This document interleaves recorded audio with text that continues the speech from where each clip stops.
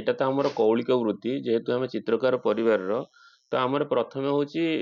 ଯୋଉ ଜଗନ୍ନାଥ ସବୁ ଅଛନ୍ତି ଗଡ଼ଜାତ ମାନଙ୍କରେ କିମ୍ବା ଯୋଉଠି ବି ଯାହା ବି ହଉ ଏଇଟା ଆମର କୌଳିକ ବୃତ୍ତି। ତ ତା ସେବା କରିବା ପାଇଁ ଯେତେବେଳେ ଅଣସର ଘରେ ଜଗନ୍ନାଥ ରୁହନ୍ତି ଅଣସର ପଟି ଦିଉଠୁ ଆରମ୍ଭ କରି ତାପରେ ଆଉ ବାକି ଏଇଟା ହଉଛି ଗୁପ୍ତ ନୀତି ତାପରେ ଏଇ ସବୁ ଜିନିଷ ଜଗନ୍ନାଥ ଚିତ୍ର କରାଯାଏ। ତା ବ୍ୟତୀତ ଖାଲି ସମୟରେ ଆମେ ବସିଲା ବେଳେ ପଟ୍ଟଚିତ୍ର ଆମର ସେଟା ପ୍ରଫେସନାଲ ସେଟା କଣ୍ଟିନ୍ୟୁ ଆମେ କାମ କରୁ। କିନ୍ତୁ ବର୍ଷକ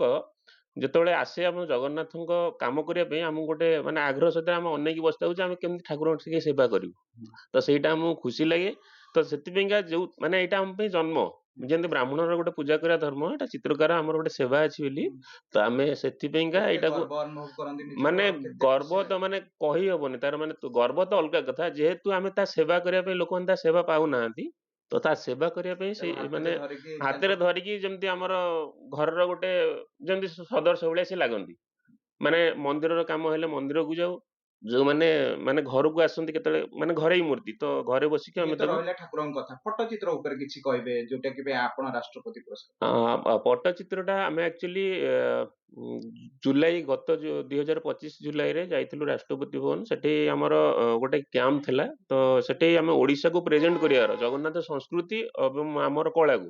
ପ୍ରେଜେଣ୍ଟ କରିବାର ସେଠି ଗୋଟେ ଥିଲା ଗୋଟେ କ୍ୟାମ୍ପ ଟାଇପର ତ ତାଙ୍କର ବିଦେଶରୁ ଲୋକ ବି ଆସନ୍ତି ଅଗଷ୍ଟ 15 ଟାଇମରେ ସେଇଟା ଆମେ ସେଇ ଜିନିଷଟାକୁ ସେଠି ମାନେ ଇଏ କରିଛୁ ସେଟା ଦେଖେଇଥିଲୁ ସେଠି ସେଥିପାଇଁକା ଆମର କାମଟା କଳାଟା ଓଡ଼ିଶାର କଲଚରଟା କେମିତି ବାହାରକୁ ଯିବ କଣ ହବ ଆମେ ସେଠି ଏକ୍ସଟ୍ରା ବି 3 ପିସ୍ କାମ କରିକି ସେଠି ମାନେ ଇଏ କରିଥିଲୁ ଯେ ଆମ କଳା ସଂସ୍କୃତି ଆଗକୁ ବଢିବ। ମତେ ଏଇନା 78 ଆଜ୍ଞା କଣ କହିବେ ଆଜ୍ଞା ବର୍ତ୍ତମାନ କଣ ସେବା ଚାଲିଛି ଜଗନ୍ନାଥଙ୍କ ସେବା ଚାଲିଛି ଆମର ପ୍ରଥମରୁ ଆମର ଅଣସର ପଟ୍ଟି ଦୁଇରେ ଆମର କଟକ ଡିଷ୍ଟ୍ରିକ୍ଟରେ ମଙ୍ଗଳାଙ୍କ ପଟ୍ଟି ଏଇଟା ହେଲା ପ୍ରଥମ ତା ବାଦେ ଏଠି ଗଡ଼ଜାତ ମାନଙ୍କରେ ଆମ ଚିତ୍ରକାର ମାନଙ୍କର ସେବା ପୁରୀ ଯେମିତି ଦଇତାପତିଙ୍କର ମାସେ ସେବା ଆମର ଏଠି 18 ଗଡ଼ ଜାତିରେ 12 ମାସ ଯାକ ସେବା। ଏଇ ଚିତ୍ରକର ପାଇଁ ଆପଣ ରାଷ୍ଟ୍ରପତି ପୁରସ୍କାର ପ୍ରାପ୍ତ ହେଇଛନ୍ତି ଆଜ୍ଞା କେବେ ପାଇଲେ ଆମେ ଜୁଲାଇ 25 କେତେ ଖୁସି ଅନୁଭବ କରନ୍ତି କାରଣ ବରିଷ୍ଠ ଚିତ୍ରକାର ସେବାୟତ ହିସାବରେ ଖୁସିର ତା ତ ଇଏ ନା ତା ସହିତ ଜଗନ୍ନାଥଙ୍କ ସେବା 5 ବର୍ଷ ହେଲା ଯେବେଠୁ ବୋହୂ ଆସିଲେଣି ସେବେଠୁ ଆରମ୍ଭ ହେଲେଣି କଣ କହିବେ ଏଇ ଯୋଉ କେତେ ଖୁସି ଲାଗେ ଏବଂ କେତେ ନିଷ୍ଠାପର ଭାବରେ ବହୁତ ଖୁସି ଲାଗେ ସେଇଠି ଯୋଗୁ ଆମେ କରି ଆସିଛୁ ଆଉ ନିଶ୍ଚିତ ଶୁଣୁଥିଲେ ଆଉ ଜଣେ ମଧ୍ୟ ଅଛନ୍ତି କହିବେ ଆଜ୍ଞା ଜୟ ଜଗନ୍ନାଥ ଆଜ୍ଞା ଆମର ଏଇଟା ହେଲା କୌଳିକ ବୃତ୍ତି ଆମର ଆସିଲା ବେଳେ ଆମ ବାପା ଜେଜେବାପା ଶ୍ୱଶୁର ସମସ୍ତେ କରନ୍ତି ତାପରେ ଆମେ କରୁଛୁ ଆଉ କେତେ ଶାନ୍ତି ଲାଗେ ଆତ୍ମାକୁ ଶାନ୍ତି ଲାଗେ ନିଶ୍ଚିତ ଭାବରେ